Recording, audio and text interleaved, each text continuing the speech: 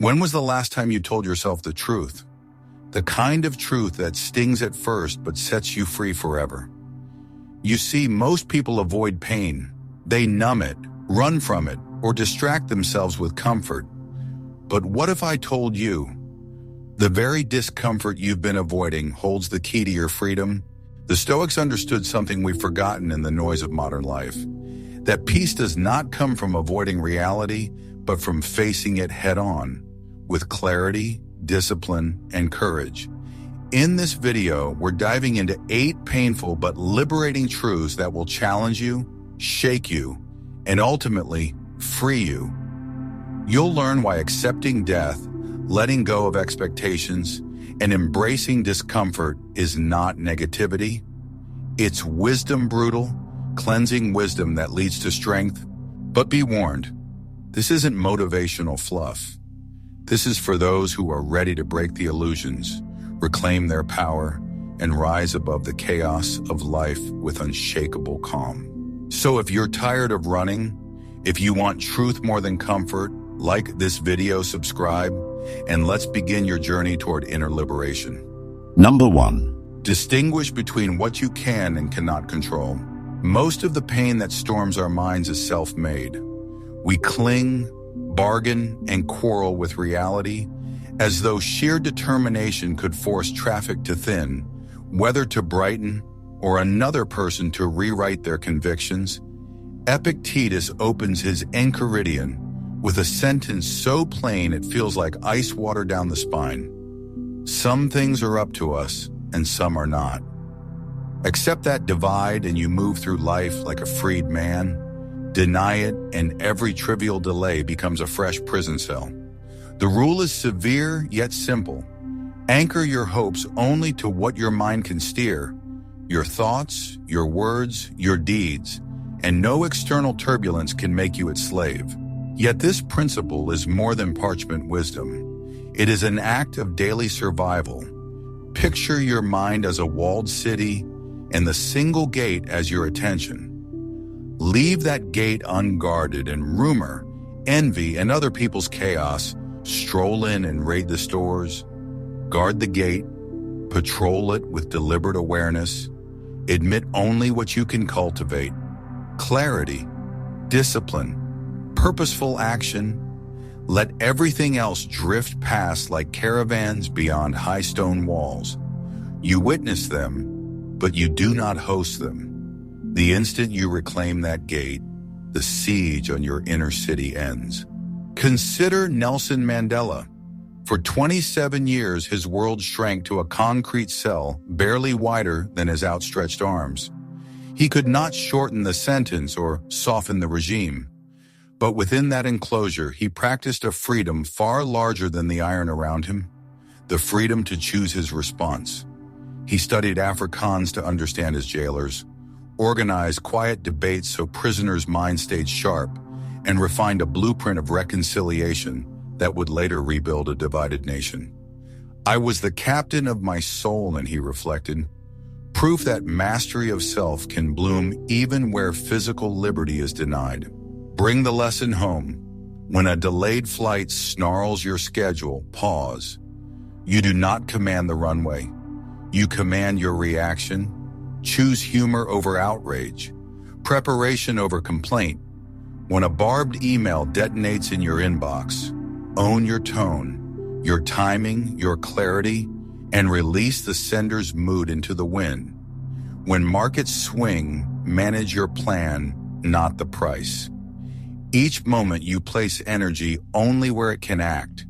You reclaim strength that once bled into the impossible, and that concentrated force becomes progress forged in the furnace of restraint. Admitting limits stings at first. Pride whispers that restraint is surrender. Yet like setting a dislocated shoulder back into place, the sharp pain yields to lasting relief. Once the boundary is drawn, the Stoic naturally turns to prayer meditatio malorum, the disciplined rehearsal of setbacks before they arrive. Having secured the gate, you can now visualize storms without capsizing your peace, and that is where we will meet in the next section. For now, remember, Confusion about control is the costliest illusion in history, and clarity about it is the very first taste of real freedom. Number 2. Negative visualization. It may sound strange, almost masochistic to imagine the worst, but that's precisely what the Stoics did. Not because they enjoyed suffering, but because they wanted to rob it of its surprise. The practice is called premeditatio malorum, the premeditation of evils. Marcus Aurelius would do this each morning. He'd quietly reflect. Today you will meet people who are meddling, ungrateful, arrogant, deceitful, envious, and unsocial. This wasn't a cynical ritual, it was armor. He knew that expecting turbulence doesn't make life darker. It makes your soul steadier. You see, suffering has two faces, the event and your reaction to it. And more often than not, it's the shock, not the storm, that breaks us. We assume the road will be smooth. We cling to the illusion that things will go as planned, and then we collapse. Not because it was unbearable, but because it was unexpected. That's why the Stoics rehearsed loss, betrayal, even death. Not to live in fear, but to live without illusion, Seneca wrote. He robs present ills of their power, who has perceived their coming beforehand. In other words, when you see the punch coming, it lands lighter. Picture a sculptor standing before a block of marble. He doesn't fantasize that it will yield easily. He foresees the broken chisels, the aching wrists, the long nights. He prepares for them, and because of that, he endures them. He keeps carving. The Stoic prepares in the same way, not because he is negative, but because he is realistic. He doesn't want to be the kind of man who falls apart when life does what life inevitably does. And this principle isn't ancient alone. Tim Ferriss, entrepreneur and author, practices what he calls fear setting. Inspired directly by Stoicism, he writes down the worst-case scenario before making a difficult decision, then imagines how to prevent it and how to recover if it happens. The process is clarifying. What once felt like a monstrous threat becomes manageable. It's no coincidence that clarity returns when fear is brought into the light. But make no mistake, negative visualization is not about brooding. It's not about living in dread. It's about rehearsing, about strengthening. It's the mental equivalent of bracing your stance before the wave hits. You don't hope for the wave, but you no longer fear it, because your soul has practiced stillness under pressure. And here's the paradox. By imagining loss, you begin to cherish more deeply. The next time you embrace someone you love, pause, let the thought pass through you. This may be the last time, not to frighten yourself, but to wake up. You'll hold them more completely. You'll listen more generously. You'll be here, not somewhere else, because that's the secret gift of imagining loss. It intensifies the present. It turns the ordinary sacred. So the Stoics didn't dwell on disaster to be grim. They did it to be awake. They knew that pain rehearsed becomes pain reduced. They knew that suffering twice, once with awareness, once in reality, was wiser than collapsing unprepared. They didn't visualize darkness to summon it. They did it so when it came, they would already be standing in the light. Number 3. Memento Mori, remember you will die. Death is not the enemy. Forgetting death is. The Stoics didn't dwell on mortality because they were morbid. They did it because they were awake. They understood something that most people spend their entire lives avoiding, that the clock is always ticking, and when you forget that, you forget how to live with presence. Marcus Aurelius wrote, "You could leave life right now. Let that determine what you do and say and think." That wasn't a threat, it was a compass, a way to sharpen the moment. Because when you carry death in your pocket, you stop chasing nonsense. You stop arguing over things that won't matter tomorrow. You stop postponing love, delaying truth, and trading the sacred for the superficial. Seneca said, "It is not that we have a short time to live, but that we waste much of it." The tragedy isn't death itself. It's how casually we treat the time we've been given. We scroll, we complain, we push our real desires to someday, assuming we'll get around to them. But someday isn't on the calendar. And the Stoic knew that. He knew that mortality wasn't just an event.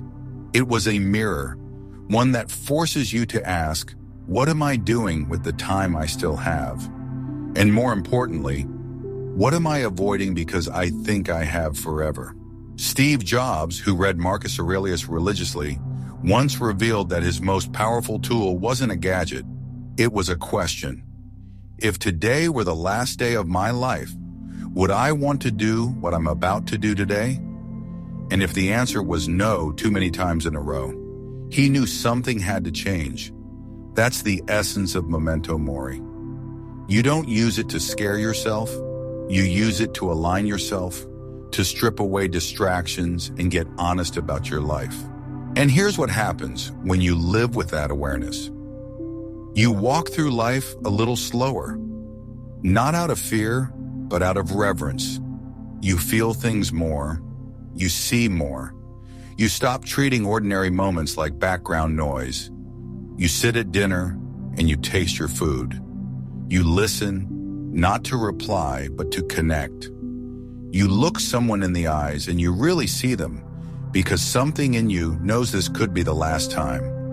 And far from paralyzing you, the truth makes you fully alive.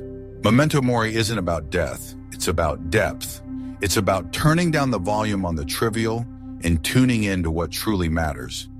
It's about filtering your choices through one brutal and beautiful question. Would this still matter if I were gone tomorrow? And if the answer is no, then why are you giving it your life today? So ask yourself gently but honestly, if this were your last season, would you still be living the way you are now? Would your words change?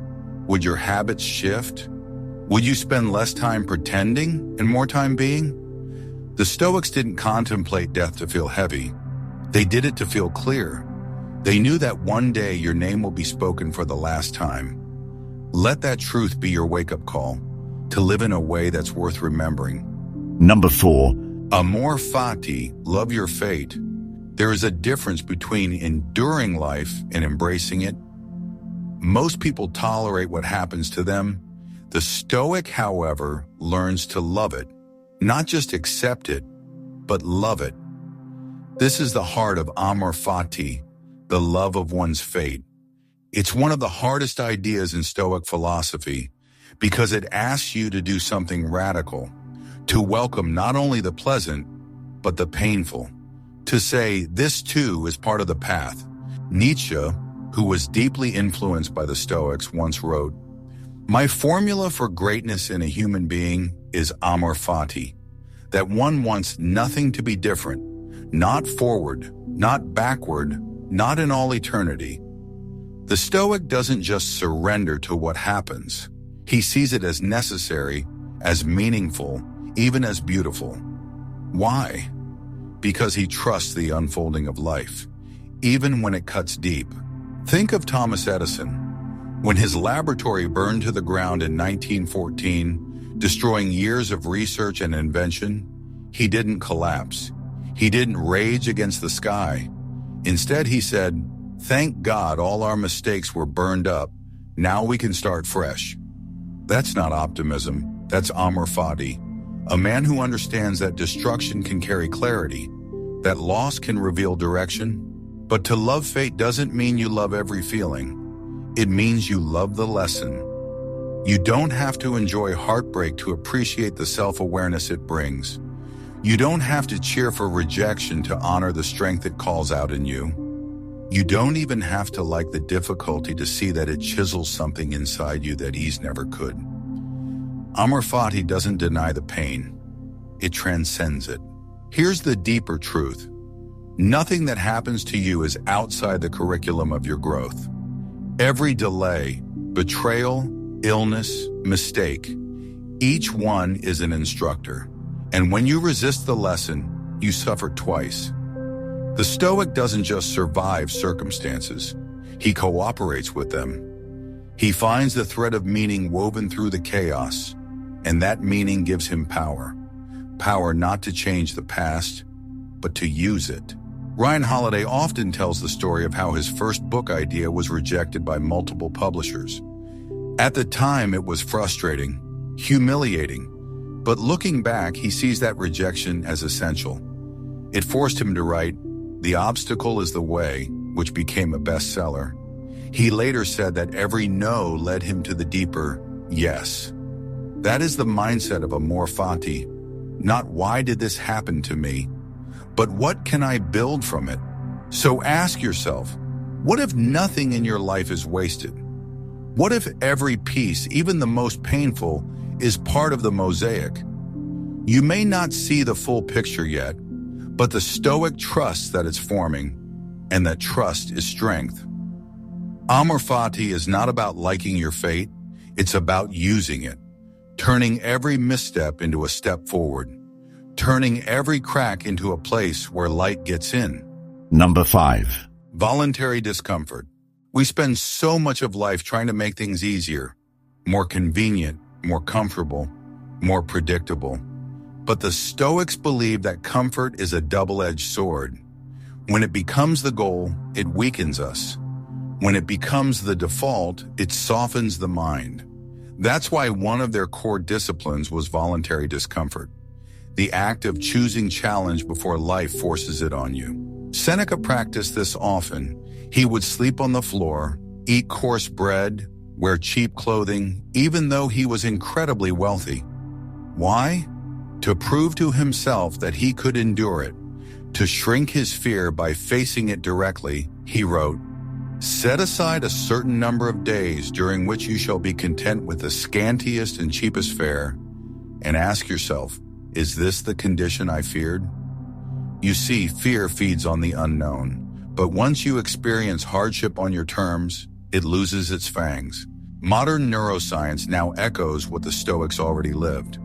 When you expose yourself to mild, intentional discomfort, your tolerance for stress and uncertainty expands. Cold showers, fasting, waking up earlier than you want, saying no when it's easier to say yes. These are not punishments. They are rehearsals. Rehearsals for pain, for change, for real life. Because suffering is coming, not if, but when, and the only real question is, will it find you prepared? Consider someone like David Goggins. While he's not a Stoic philosopher, his lifestyle mirrors Stoic rigor. He trains himself in brutal conditions, not to impress, but to fortify his mind. He embraces suffering as a sharpening tool. As he says, do something that sucks every day. That's the modern voice of voluntary discomfort. Not misery for its own sake, but mastery through struggle. But this discipline isn't just physical, it's psychological. It's the willingness to confront emotional truths you've been avoiding, to sit with guilt, to feel loneliness without numbing it, to ask yourself the hard questions instead of distracting yourself with noise. It's the inner work that strengthens the soul. Because here's what the Stoic knew. A life of unbroken comfort breeds fragility. The more we insulate ourselves from difficulty, the more terrified we become of anything real. But the one who practices discomfort becomes unshakable because they have suffered by choice. They've proven to themselves, I can withstand this, and more. And when you train that way, something powerful happens. You gain peace. Not the peace that comes from nothing going wrong, but the peace that comes from knowing you can face it when it does. You walk into chaos with a steady heart. You sit in uncertainty without flinching. That is not arrogance, that is training. Voluntary discomfort doesn't make life harder. It makes you harder to break. It teaches you that comfort is not always your friend, and that difficulty is not always your enemy. It flips the script. So the next time you're tempted to stay in the soft, easy, predictable, pause, ask yourself, what would the Stoic choose? And then choose it, not because it's easy, but because it makes you free. Number 6, face and accept negative emotions. Most people are taught to run from their emotions, distract, numb, suppress, pretend. But the Stoics offered a different path, one that is less glamorous but far more powerful. They taught that peace doesn't come from avoiding pain. It comes from understanding it, observing it, and ultimately making peace with it, because you cannot master what you refuse to face. The Stoics were not emotionless. They were emotionally disciplined. Epictetus never said you should feel nothing. He said you should not become a puppet pulled by every emotional string. Marcus Aurelius didn't shame grief. He sat with it, wrote about it, and studied its patterns. Their approach wasn't about being cold, it was about being clear. And that clarity begins the moment you stop resisting the storm and start listening to it. When sorrow hits, when jealousy creeps in, when rage lights up your chest, pause, don't run, don't rationalize, just observe. Ask yourself, what is this emotion here to show me? Emotions are messengers. They're the language your soul uses to communicate what words cannot. And pain especially is a teacher dressed in discomfort. The Stoic doesn't skip that class. He shows up and takes notes. Fred Rogers, yes, Mr. Rogers, is one of the quietest Stoics you'll ever meet. He studied theology, psychology, and understood deeply that emotional literacy is the foundation of human strength. When he felt anger, he didn't bury it. He sat at the piano and played until it softened. He said anything that is mentionable can be more manageable. And that's the Stoic path. Bring it into the light, and the darkness loses its shape. But facing your emotions doesn't mean being consumed by them. It means becoming their observer, not their hostage. There's a sacred space between what triggers you and how you respond, and the Stoic stands in that space. He breathes, he waits, he chooses because he knows. This emotion is not who I am. It's something moving through me, like a cloud crossing a clear sky. Modern psychology echoes this ancient truth. Studies in mindfulness show that simply naming an emotion, calmly without judgment, reduces its grip. Saying I feel overwhelmed is very different from I am overwhelmed. The first creates space, the second creates identification, and the Stoic always chooses space. Repression, on the other hand, is a trap. What you bury festers, what you ignore returns in sharper forms. Addiction, bitterness, chronic stress. But what you face with honesty, you disarm. When you walk toward what scares you, you shrink its power. That is why the Stoic is strong. Not because he never feels, but because he doesn't fear feeling. And that strength isn't loud. It's not bravado. It's in the way you remain calm while others spiral. In the way you speak softly even when the room burns. In the way you hold space for others without being swallowed by their chaos. To feel deeply and still remain grounded. That's not weakness, that's mastery.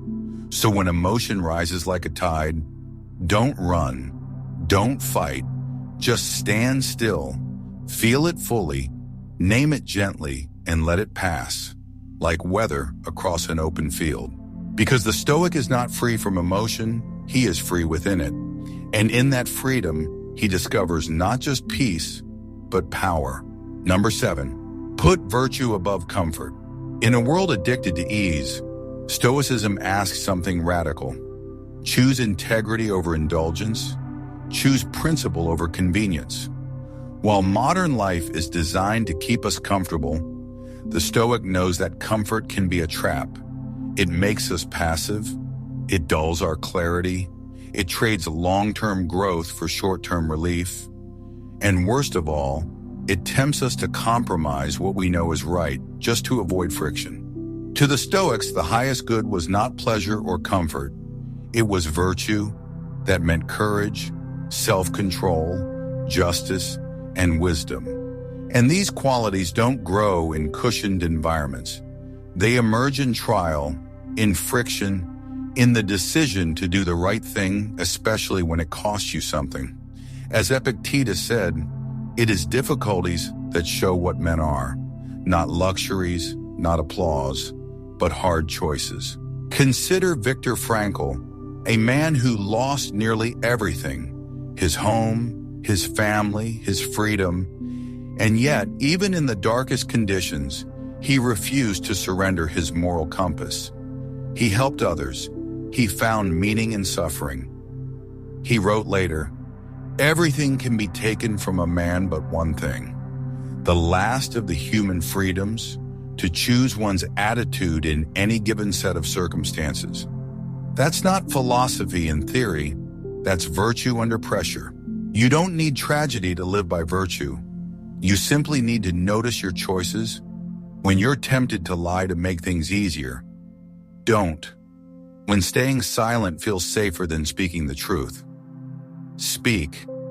When cutting corners might get you ahead, hold the line instead. These are the quiet moments where character is forged, not in grand gestures, but in small decisions, repeated daily, that slowly form who you are. It's easy to tell yourself that principles are flexible, that values are negotiable, but the Stoic knew that what you tolerate, you eventually become. Every time you betray your inner standard for the sake of comfort, you chip away at your strength. The world may not notice, but you will. Your conscience keeps the score, even when no one else is watching. And here's the paradox. The more you live by virtue, the stronger and more peaceful you become. Because there is no conflict between your inner world and your outer actions, you stop being torn between what's easy and what's right, because you've trained yourself to choose the latter. That alignment breeds calm, not the shallow calm of numbness, but the deep calm of self-respect. Ryan Holiday once shared how he turned down a lucrative opportunity because it clashed with his values. He didn't blast it online, he didn't brag, he just quietly said no. And that moment, though costly in money, was rich in something far more valuable: personal sovereignty. That's what the Stoics meant by virtue, a life where your soul is not for sale. So the next time you face a fork in the road, comfort on one side, virtue on the other, pause, ask yourself, what would a wiser version of me choose? Then choose it, even if it stings, even if it's slower, even if no one claps. Because the goal is not applause, the goal is to live in a way that, at the end of the day, you don't have to look away from your own reflection. And that kind of peace, it's worth more than any comfort the world can offer. Number 8, let go of expectations. The more you expect from the world, the more it controls you. The Stoics understood this deeply. They taught that expectations about how others should act, how things should unfold, how life should reward effort, are often the source of our greatest suffering. Not the events themselves, but our rigid ideas of how those events ought to be. In other words, it's not reality that hurts us. It's our refusal to accept reality as it is. Epictetus was blunt. It's not things that upset us, but our judgments about things. You expected loyalty, and someone betrayed you. You expected recognition, and you were ignored. You expected progress, and instead you stalled. The pain is real, but beneath it lies a deeper layer. The shock that things didn't go according to your internal script. And it's in that script, not the situation itself, where the chains are hidden. To let go of expectations is not to become passive, it's to become free. Because when you detach from rigid outcomes, you become flexible. When you stop insisting that life conform to your timeline, you gain peace. You start showing up for life as it is, not as you demand it to be. And that shift changes everything. Not just your mindset, but your entire experience of the moment. Consider Oprah Winfrey. Early in her career, she was fired from her job as a TV reporter because she was told she was unfit for television. She could have held on to the expectation that success would be linear, that talent would be recognized immediately, that rejection meant failure. But instead, she released those scripts, and what opened up was a far greater path. In her own words, every single thing that has ever happened in your life is preparing you for a moment that is yet to come. That is Stoic detachment.